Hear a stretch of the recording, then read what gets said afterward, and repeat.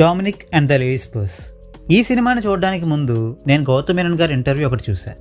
ఈ మధ్య మలయాళం మూవీస్లో ఇన్వెస్టిగేటివ్ థ్రిల్లర్స్ బాగా ఎక్కువైపోయాయి కాబట్టి ఆ జోనర్లో ఉండే మూవీస్ చేయడానికి మమ్ముట్టి గారు ఇంట్రెస్టెడ్గా లేరని, ఆ కారణంగానే ఈ డామినిక్ మూవీని చేయడానికి మమ్ముట్టి గారు మొదట్లో నిరాకరించినప్పటికీ కథ విన్నాక ఆయన ఇంప్రెస్ అయ్యి ఈ మూవీని చేయడానికి ఒప్పుకున్నారని గౌతమ్ మీనన్ ఆ ఇంటర్వ్యూలో చెప్పారు. టు బీ ఫ్రాంక్, ఈ ఒపీనియన్ నాకు కూడా ఉంది. ఈ జోనర్లో వస్తున్న మూవీస్ ఎలా ఉన్నాయన్న విషయం పక్కన పెడితే ఎక్కువగా ఆ జోనర్నే పట్టుకుని వేలాడడం వల్ల కొన్ని మలయాళం సినిమాలు చూడాలంటే నాకు అంత ఇంట్రెస్ట్ రావడం లేదు. అయితే వీళ్ళు ముందుగానే సెల్ఫ్ అవేర్ అయ్యి అదే జోనర్లో ఒక డిఫరెంట్ అటెంప్ట్ ఇవ్వాలని ట్రై చేయడం, అండ్ ఇది గౌతమ్ మీనన్ మమ్ముట్టి కాంబినేషన్లో వస్తున్న మూవీ కావడం వలన ఈ మూవీ మీద నాకు హైప్ పెరిగి ఈ మూవీని నిన్న థియేటర్లో చూడడం జరిగింది. ఇక ఈ మూవీ ఎలా ఉందో ఒక మాటలో చెప్పాలంటే ప్రీ క్లైమాక్స్ వరకు ఈ మూవీ నడిచిన విధానం నాకు నచ్చింది, కానీ క్లైమాక్స్ మాత్రం నన్ను చాలా డిసప్పాయింట్ చేసింది. వివరాల్లోకి వెళ్తే సిఏ డామినిక్ అనే ఒక ఎక్స్ పోలీస్ ఆఫీసర్ ఒక డిటెక్టివ్ ఏజెన్సీని స్టార్ట్ చేస్తాడు. మనం చాలా సినిమాల్లో చూసిన డిటెక్టివ్స్లోనే ఈ మూవీలో హీరో కూడా మంచి sense of humour and intelligence కలిగి ఉంటూ డబ్బులకు ఇబ్బంది పడుతూ చిన్న చిన్న కేసులను డీల్ చేసుకుంటూ ఉంటాడు. ఒకరోజు తన హౌస్ ఓనర్ హాస్పిటల్కి వెళ్ళినప్పుడు అక్కడ ఆవిడకి ఒక లేడీస్ పర్స్ దొరుకుతుంది. ఆ పర్స్ ఎవరిదో తెలుసుకొని ఆ పర్స్ని వాళ్ళకి అప్పగించమని, అందుకు బదులుగా ఆమెకు కట్టాల్సిన హౌస్ రెంట్ని మాఫీ చేస్తానని డామినిక్కి హౌస్ ఓనర్ ఆఫర్ ఇవ్వడంతో డామినిక్ తనకి ఇంట్రెస్ట్ లేనప్పటికీ కూడా వేరే దారి లేక ఆ కేసుని యాక్సెప్ట్ చేస్తాడు.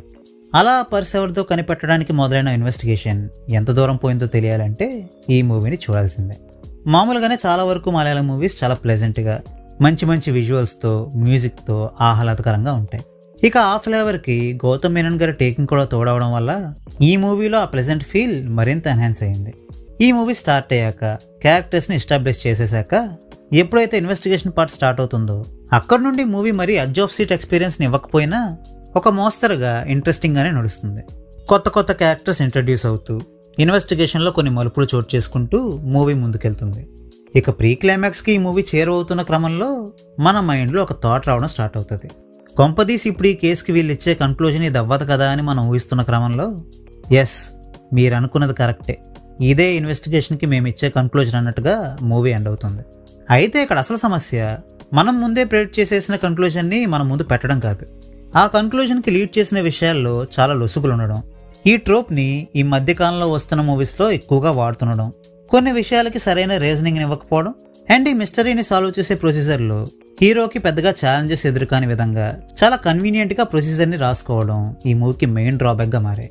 ఇటువంటి మూవీస్లో సినిమా అంతా బాగున్నా క్లైమాక్స్ సరిగ్గా లేకపోతే ఆ ఇంపాక్ట్ రిమైనింగ్ మూవీ మీద కూడా పడుతుంది. కాబట్టి ఓవరాల్గా ఈ మూవీ మనకి ఒక డిసప్పాయింటింగ్ మూవీలా గుర్తుండిపోయే ఛాన్సెసే ఎక్కువ. సో ఫైనల్గా ఈ మూవీని నేను మీకు రికమెండ్ చేస్తానా అంటే పెద్దగా ఎక్స్పెక్టేషన్స్ ఏమీ పెట్టుకోకుండా చూస్తే ఈ మూవీ మీకు బాగానే గడిచిపోయిందిలే అని అనిపించే ఛాన్స్ ఉంటుంది. కాబట్టి వీలైతే ఈ మూవీని ఒకసారి చూడడానికి ట్రై చేయండి. ప్రజెంట్ ఈ మూవీ థియేటర్స్లో విత్ సబ్ టైటిల్స్ ఆడుతుంది. థియేట్రికల్ రన్ పూర్తయ్యాక ఏ ఓటీటీ ప్లాట్ఫామ్లోకి ఈ మూవీ వస్తుందో ఇప్పుడు నాకు తెలీదు. బట్ వన్స్ నాకు ఆ ఇన్ఫర్మేషన్ తెలిసిన వెంటనే ఏ ఓటీటీ ప్లాట్ఫామ్లోకి ఈ మూవీ వస్తుందో పిన్ కామెంట్లో మెన్షన్ చేస్తాను. So well, that's a wrap on this video. ఈ వీడియో మీకు నచ్చితే వీడియోని లైక్ చేయండి. మరిన్ని మూవీ రివ్యూస్ కోసం ఛానల్కి సబ్స్క్రైబ్ చేసుకోండి. We will meet you next video. Thanks for watching.